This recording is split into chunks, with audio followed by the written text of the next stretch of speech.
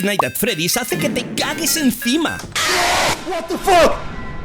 ¡Hijos! Pero si era tan bueno, ¿cómo puede ser que nadie se acuerde de él? Hoy hablaremos de Five Nights at Freddy's, por qué ha sido tan importante y de la terrible historia que llevó a su creador a casi desuscribirse de la vida. Este es Scott Cawthon. ¡Saluda, Scott! Es el creador de Five Nights at Freddy's, o como lo llamamos en España, 5 noches con Federico. Scott nació en una familia muy católica, ya sabes, de esas que van a sermones donde la gente canta y un señor que iba en silla de ruedas de repente puede caminar. De esos que creen que Pokémon es satánico. Cuando tus hijos están jugando con Pikachu, ellos están jugando con el propio diablo. A los 13 años, su madre le regaló un programa llamado Click and Play que servía para hacer minijuegos sencillos sin necesidad de programar. Esto hizo que en Scott naciese el sueño de hacer videojuegos.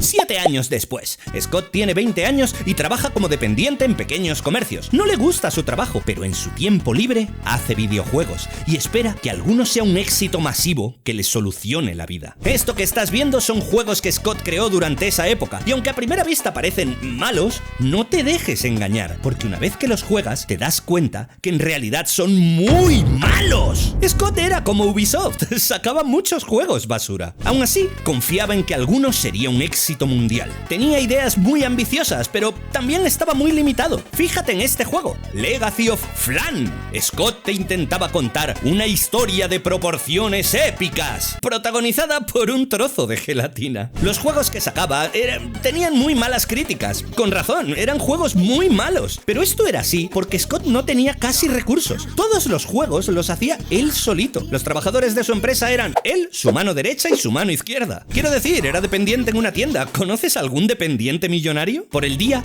Scott soportaba a clientes maleducados en su trabajo y por la noche se esforzaba en hacer juegos. Pero esos juegos no le gustaban a nadie. Solo recibía malas críticas. Hasta que un día, Scott se cansó de que nadie valorase su trabajo y decidió hacer el mejor juego que era capaz de crear. Estaba seguro de que esta vez sería distinto, y así fue como sacó la compañía maderera de Chipper e Hijos. Ni que decir tiene, este fue otro fracaso más. El juego del señor Chipper era un título en el que Scott intentaba enseñar los valores católicos a los más jóvenes. Recuerda que Scott era más creyente que el Papa, y la jugabilidad era tan aburrida como ver crecer el césped. Manejas un castor que corta árboles, construyes estructuras, y mientras tanto le enseña al público lo importante que es ser una familia unida y rezarle a Dios. Siendo sinceros, era el mejor juego que había hecho Scott hasta el momento, pero aún así era basura. Si comparamos, este juego salió en 2013, el mismo año que Papers, Please o The Stanley Parable, otros juegos indies que son muchísimo mejores. Scott no estaba a la altura, ni siquiera con la que era su obra maestra. Y las malas noticias no terminaban allí, porque justamente este juego, el que más se había trabajado, fue el título peor recibido de todos los que había hecho. Las críticas eran despiadadas. La gran mayoría criticaban los aspectos gráficos del juego. Se supone que el señor Chipper y su familia son adorables, pero nada más lejos de la realidad. Mírale, parece que no tiene alma. Es inquietante, es robótico. Me desayunaré a tus hijos. Estas críticas eran tan fuertes que Scott ya no lo aguantó más, llegó a su punto de rotura. Finalmente, se rindió. En posteriores entrevistas, Scott confiesa que durante esta época pasó una depresión muy fuerte, durante la que pensaba continuamente en irse a dormir para siempre. Llegó a pensar en quitarse del medio para que el dinero de su seguro de vida le diese una vida digna a sus familiares. Finalmente no lo hizo porque al parecer la compañía aseguradora se enteró de su plan y le canceló el seguro de vida. Esto obligó a Scott a buscar otra forma de mantener a su familia. En otra entrevista posterior, Scott declaró: en ese momento me di cuenta de que no solo mi vida no tenía ningún valor, sino que mi muerte tampoco tenía ningún valor.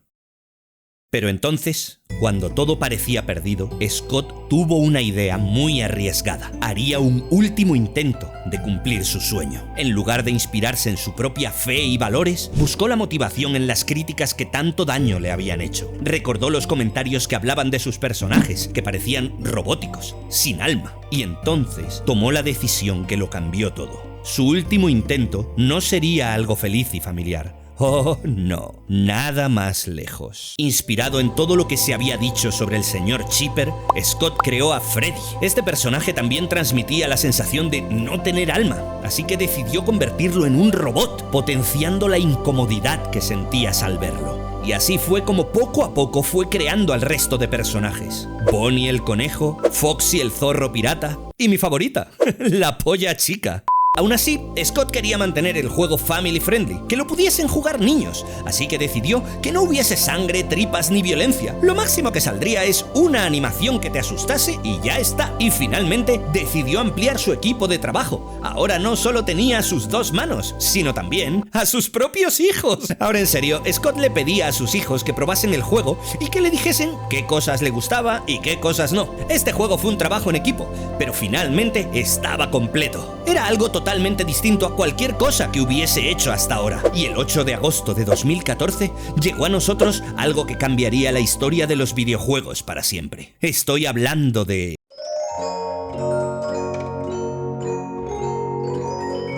Cuando salió Five Nights at Freddy's, yo tenía 23 años. Y cuando leí de qué se trataba pensé, esto solo le puede dar miedo a un niño pequeño. Pero después lo jugué y carajo, debo ser un bebé porque me hice caquita encima. El argumento del juego es bastante sencillo. Eres un guardia de seguridad en su primera noche de trabajo en una pizzería y tienes que asegurarte de que todo está bien y no pasa nada raro. El problema es que por las noches las mascotas animatrónicas del local se activan y empiezan a caminar por la pizzería. Y si te encuentran, pasas de ser una persona a ser 50% de descuento en la sección de carne picada.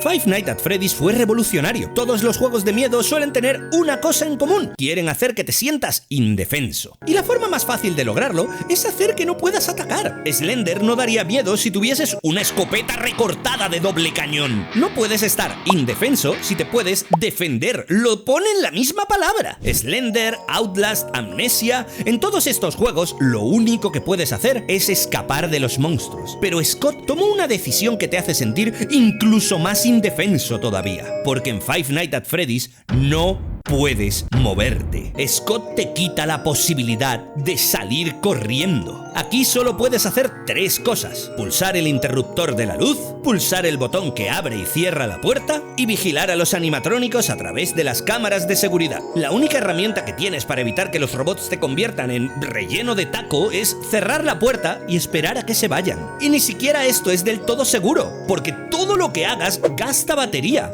Y si se termina, pues ya sabes lo que pasa. La batería hace que cada decisión sea un riesgo. ¿Vale la pena gastar batería ahora? ¿O puedo esperar un poco más sin que me pase nada? Scott había logrado crear una de las experiencias más agobiantes en la historia de los videojuegos. Y esto no lo hizo porque fuese un gran conocedor de la psicología del videojuego. Nada que ver. Esto era así por falta de medios. Recuerda que Scott tenía muy pocos recursos. Mira este señor de aquí. Este señor tiene más dinero que Scott cuando hizo el juego. Porque este señor no es un vagabundo. Es un actor haciendo de un vagabundo. La falta de recursos de Scott se nota cuando juegas. Verás, al principio del juego recibes una llamada telefónica que te explica de forma superficial en qué va a consistir tu trabajo. Y la voz que te habla en esa llamada es la de Scott.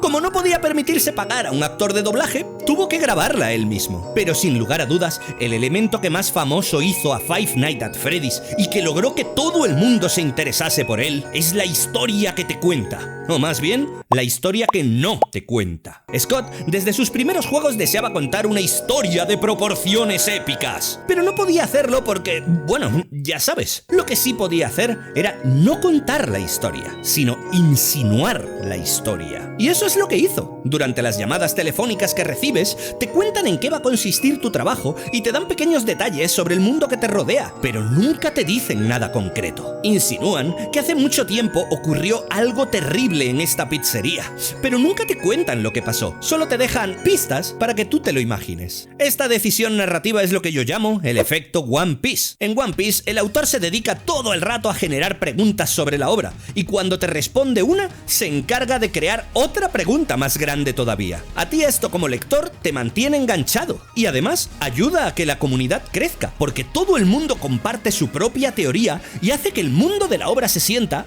vivo. ¡Cuidado! ¡Es Foxy el pirata! Foxy el pirata. Todos estos factores se juntaron en el momento exacto para que Five Nights at Freddy's fuese un éxito a nivel mundial.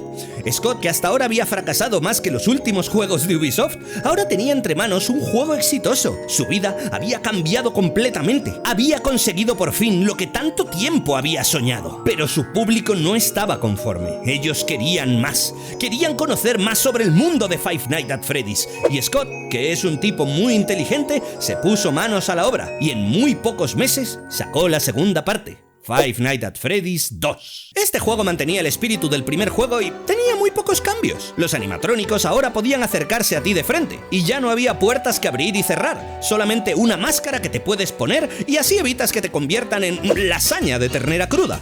Este juego era una precuela del primero y trajo más contenido para la historia, siempre siguiendo el efecto One Piece, generar más preguntas de las que respondes. Y aunque este segundo juego no fue una revolución tan grande como el primero, la gente se enamoró de él. YouTube se llenó una vez más de vídeos sobre el oso Federico y su pandilla, vídeos explicando teorías sobre la historia o vídeos de el Rubius gritando. Scott quiso aprovechar este éxito, y después del 2 va el 3. Un año después, en 2015, saldría Five Nights at Freddy's 3. Y para sorpresa de todo el mundo, este no fue tan bien recibido como el 2. De hecho, es uno de los títulos peor recibidos de toda la franquicia. Las críticas se quejaban, entre otras cosas, de que solamente había un animatrónico. Además, la fórmula de los juegos de Scott se estaba haciendo repetitiva. Había sacado muchos juegos exactamente iguales en muy poco tiempo. Aún así, no fue tan mal recibido como el señor Chipper, ya sabes, ese juego que hizo que Scott casi se pusiese una corbata hecha de cuerda. La gente sabía que la fórmula de Five Nights at Freddy's se estaba haciendo repetitiva y Scott también lo sabía. Yo mismo me desconecté de la saga por aquel entonces porque los juegos me parecían exactamente iguales los unos a los otros. Scott era un tipo listo y quería terminar aquí con la franquicia, pero la recepción tan mala que tuvo esta tercera entrega le hizo cambiar de idea. No se quería despedir en un punto bajo. Si hacía un último juego, tenía que ser un juego grandioso y magnífico, una despedida en condiciones. Así que, bueno, ya sabes lo que toca. Five Nights at Freddy's 4. Y en este juego no estamos en una pizzería, ni somos un guardia de seguridad. De hecho, nuestro personaje principal es un niño que tiene pesadillas con los animatrónicos. Los diseños de personajes cambiaron. Antes daban una sensación un poquito inquietantes, pero en el cuarto juego eran terror puro. Tenían dientes por todas partes. Scott se había encargado de que este fuese el juego más terrorífico de todos. Y como sabía que su fórmula se estaba haciendo repetitiva, decidió renovarse. En Five Nights at Freddy's 4 no te quedabas quieto en el sitio, sino que te movías entre varias localizaciones de la misma habitación. Este era un juego bastante más trabajado que los demás. Era un auténtico juego de miedo, no solamente un simulador de jumpscares. Aquí no había puertas que te aislasen, máscaras que te protegiesen, no, amigo. Eres un niño que solamente tiene una linterna que encima se está quedando sin pilas. A mi parecer, este es el juego más terrorífico de toda la saga y la obra maestra de Scott. Pero aún así, Five Nights at Freddy's 4 tampoco fue bien recibido. Era un juego bastante bueno, pero la fórmula estaba sobreexplotada a más no poder. En ese momento fue uno de los puntos más bajos de la franquicia. Después de este juego, Scott seguiría sacando títulos que se alejaban de la fórmula de Five Nights at Freddy's. Por ejemplo, Five Nights at Freddy's World. Este ya ni siquiera era un juego de miedo, era un RPG y fue muy mal recibido por la gente. Esto era basura. Prefiero hacerme un speedrun de la fábrica del señor Chipper. Scott cada vez sacaba juegos peor valorados, y ya no era culpa solo de repetir la misma fórmula, sino que la gente se había cansado de Five Nights at Freddy's. Se habían cansado de sus personajes y se habían cansado de Scott. Aún así, su creador siguió experimentando sin éxito y sacando juegos diferentes para intentar resucitar a la franquicia, pero ya no es lo que era antes. Como despedida de la saga, acabó sacando un juego llamado Ultimate Custom Night. En este puedes personalizar tu partida y elegir qué animatrónicos saldrán. Aquí estaban todos los personajes salidos hasta el momento y algunos nuevos. Una locura. Scott había hecho el Smash Bros. De los juegos de miedo. Y aunque después de este haya seguido sacando juegos, la saga ya no es lo que era y ha caído en el olvido más absoluto. Sé sincero. Antes de ver este vídeo, ¿cuándo fue la última vez que pensaste en Five Nights at Freddy's? No podemos negar que esta franquicia es una de las más importantes en la historia de los videojuegos. Creó su propio género de terror y a una fecha de hoy salen miles de juegos inspirados en esta saga. Five Nights at Freddy's ha cambiado la historia de los videojuegos de terror y aunque muchos lo hayan olvidado, para mí siempre tendrá un lugar aquí, en mi corazoncito. Os seré sincero, cuando pensé en hacer este vídeo, quería usar a Scott como ejemplo para decir que, aunque estés en el peor momento de tu vida, las cosas siempre acaban mejorando, pero no siento que eso sea verdad. No siempre es así. El mensaje que quiero dar es otro diferente. El sueño de Scott era vivir de sus videojuegos, y él creía que la única forma de conseguirlo era hacer juegos religiosos que enseñasen los valores católicos. Pero la vida le llevó por un camino distinto al que se esperaba, y aún así, cumplió su sueño. Puede que no de la forma exacta en la que se imaginaba, pero cumplió su sueño. El caso de Scott me hace pensar en que, cuando perseguimos un sueño, una de las cosas que nos impide cumplirlo es que solo pensamos en una forma de cumplirlo, cuando realmente hay muchas. Yo cuando tenía 15 años soñaba con ser actor. Me encantaba la idea de salir en la televisión y entretener a la gente. Y a medida que he crecido, he tenido muchos trabajos. Dibujante, editor de vídeo, mago, rapero profesional y ahora youtuber. Con el paso del tiempo, he visto que mi sueño realmente nunca fue ser actor. Mi sueño era